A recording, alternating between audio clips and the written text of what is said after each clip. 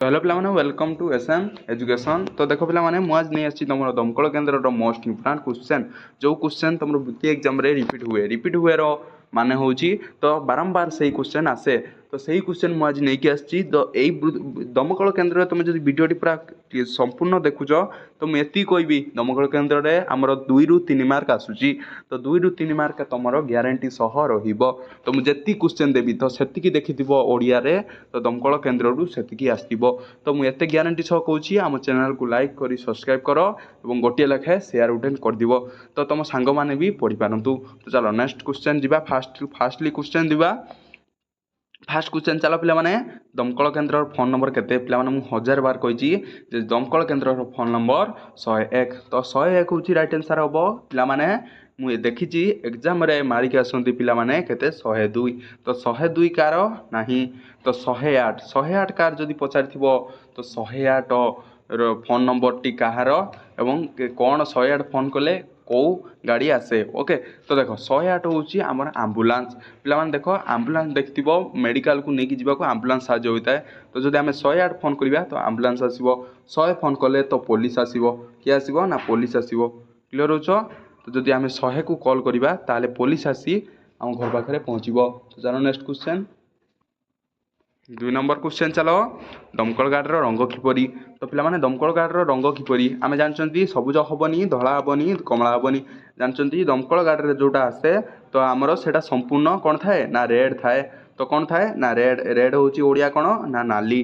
तो चलो 3 number question दमकल गाड़ी किपरि शब्द करी आसे दमकल गाड़ी फटाफट से आंसर दियो पिला माने दमकल गाड़ी किपरि शब्द करी आसे टिंग टिंग ढिंग डिंग डिंग डिंग मिंड मिंग तो फटाफट से आंसर दियो दमकल गाड़ी किपरि आसे तो फटाफट से राइट आंसर कह। तो देखो टिंग टिंग करी दमकल गाड़ीटा आसता है टिंग टिंग माने घंटी बजला भाया करी दमकल गाड़ीटा आसता है तो सहीटा हूँ तार सायरन ओके। तो देखो दमकल केन्द्र केउटी न थाए पिला माने देइछि दमकल केन्द्र केउटी न थाए देख दमकल केन्द्र गोटे एमती गोटे गाड़ी तो तादरे कौन नहीं आसता है तो जोड़ा तार दरकार होता है नहीं आसता है बुझिपार। तो देख तादरे कौन आमर पानी आमर सीढ़ी तो सीढ़ी भी आनी थाए ता सहित पानी पंप भी आनी थाए एवं ता सहित हाथ कड़ी आनी न थाए पिला माने मोटर गाड़ी आनी थाए ओके। तो मोटर गाड़ी जदि आनी तो कौन हम ना तो मोटर द्वारा पानीटा उठे पार एतिक हूँ कथा। तो आमर धर घर जली जाइए तो घर जलले कौन हम ना तो घर जली जाइए तो घर जलले कौन हम ना जणु कौन घरटा को कौन माने रिक्स लोक को बंचई पार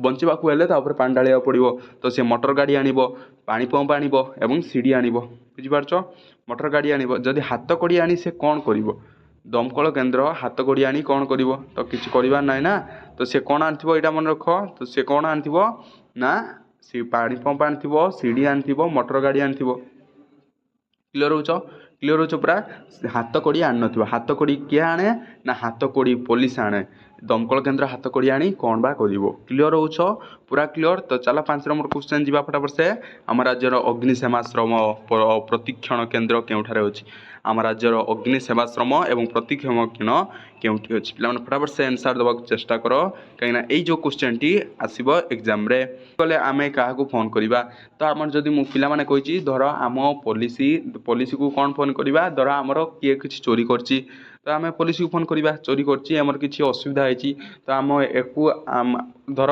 आमको किए मारिछि तो पुलिस को फोन करिबा दमकल केन्द्र कहीं फोन करवा तो घर जली जड़े पानी बुड़ी जाऊँगी तो से आम दमकल केन्द्र को फोन करवा पोस्ट ऑफिस को कहीं फोन करवा तो आमर किसी पार्सल आसो आमर पार्सल आसार अच्छी तो धर टंका किए पठे तो पोस्ट ऑफिस को फोन करवा आम टंका आसो तो कौटी अच्छु फोन करवा ओके। डाक्तरखाना कहीं डाक्तरखाना को तो फोन कर डाक्तरखाना अच्छी कहीं जावा ना आम देह खराब है डाक्तरखाना जावा तो आमको आम घर पड़गले क्या रखा डाक्तरखाना को जावानी पोस्ट ऑफिस को जावा नहीं थाना जावा नहीं दमकल केन्द्र को फोन करवा क्लीयर हो पूरा। चलो नेक्स्ट क्वेश्चन जी फटाफट से नेक्स्ट क्वेश्चन चलो तुम सांग कुआरे पड़गले तुम्हें केउटी फोन कर पिला माने देख तुम सांग जदि कुआरे पड़ जाइए तो मुझे तुमको कहली जड़े जदि पानी बुड़ुव ताले ताको फोन करवा क्या ना दमकल केन्द्र फोन करवा तो दमकल केन्द्र फोन कले से कौन हम ना जो पानी जदि बुड़ी से सही पानी बुड़ू मरुला बेले तो दमकल केन्द्र कौन आसो ना उद्धार कर बंचईदेव तो आम दमकल केन्द्र को फोन करवा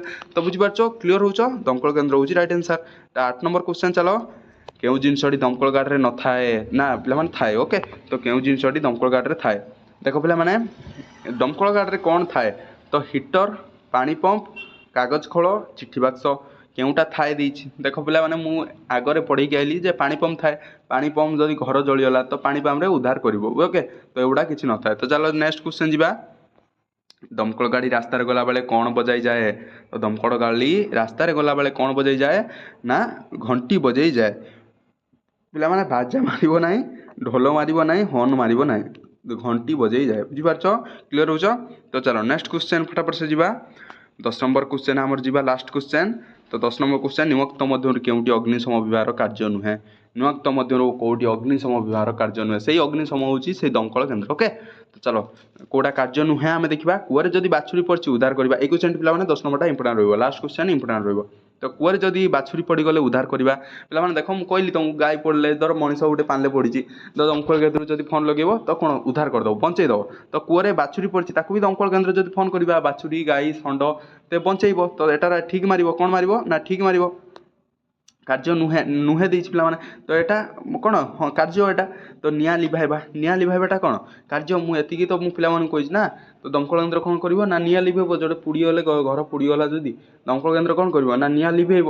ଏଇଟା ହେଉଛି କାର୍ଯ୍ୟ। ନିଆଁ ଲିଭାଇବାଟା ହେଉଛି କାର୍ଯ୍ୟ। ବୁଝିପାରୁଛ? କ୍ଲିୟର ହେଉଛ? ଚାଲ ତାପରେ ନେକ୍ସଟ କ'ଣ ଦେଖିବା। ବୁଡ଼ି ଯାଉଥିବା ଲୋକଙ୍କୁ ଉଦ୍ଧାର କରିବା। ତ ଜଣେ ବୁଡ଼ି ଯାଉଛି, ମୁଁ ବି କହିଛି ବୁଡ଼ି ଯାଇଥିବା ଲୋକଙ୍କୁ ବି ଉଦ୍ଧାର କରିବା, ଏଟା ବି କାର୍ଯ୍ୟ। କ୍ଲିୟର ହେଉଛ? ପୁରା କ୍ଲିୟର? ତ ଚାଲ ନେକ୍ସଟ କ'ଣ ଦେଇଛି। ଗାଁ ସହରରେ ଶାନ୍ତି ଶୃଙ୍ଖଳା ରକ୍ଷା କରିବା। ତ ପିଲାମାନେ ଗାଁ ସହରରେ ଦମକଳ କେନ୍ଦ୍ର ଶାନ୍ତି ଶୃଙ୍ଖଳା ରକ୍ଷା କରିପାରିବ ନାହିଁ।